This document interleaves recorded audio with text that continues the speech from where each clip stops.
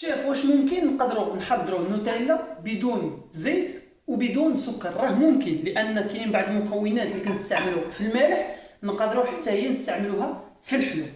شوف معايا النوتيلا ديالنا طلعت واعره ورائعه، كتجي على هذا الشكل، وحتى الرائحه ديالها رائعه. المهم غنمشيو ندوقوا المذاق. بسم الله.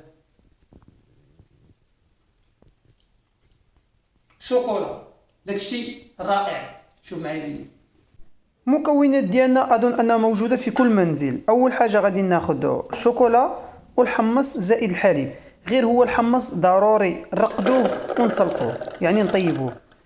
كنعملوا الحمص وكنضيفوا عليه الحليب ومن بعد كنطحنوه، يعني طريقه سهله جدا على هذا الشكل هذا حتى يصبح رطب.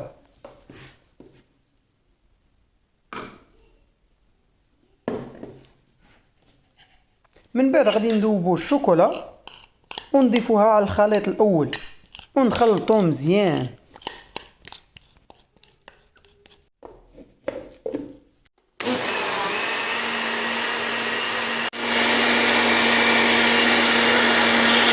العائله كيف ما كتشوفوا الشوكولا ديالنا طلعت رطبه ورائعه. الان غادي نحولوها في القريعات، نحتفظوا بها في الزاج من احسن، ونخليوها في الثلاجه حتى تبرد.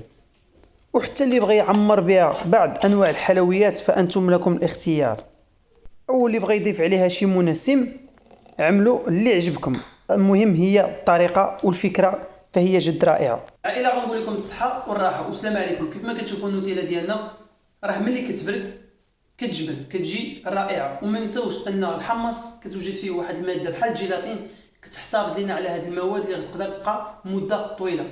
بسلام عليكم.